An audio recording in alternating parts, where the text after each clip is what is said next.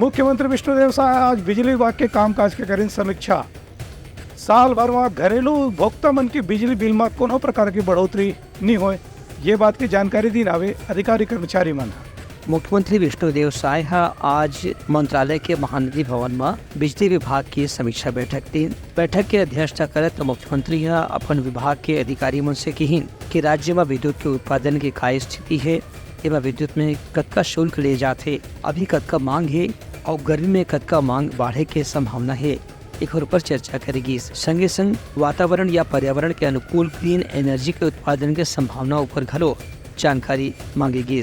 बैठक में मुख्यमंत्री के दोनों सचिव पी दयानंद और बसव राजू एस उपस्थित नहीं है। ये दोनों अधिकारी मन बिजली विभाग के अधिकारी मन से चर्चा करी और कहीं की घरेलू उपभोक्ता मन के बिजली दर में अवैया दिन में कोई प्रकार के बढ़ोतरी नहीं करे जाए। संगे संग व्यावसायिक उत्पादन वाला बिजली में वृद्धि करे के दर ऊपर जल्द ही विचार करे जाही। कार्मिक विशेषज्ञ मन के समिति से राय ले के बाद ही कोनो फैसला करे जाही। बैठक में मुख्यमंत्री बिजली विभाग के अवैया योजना के बारे में भी जानकारी प्राप्त करें। ब्यूरो रिपोर्ट, उतलंघा न्यूज।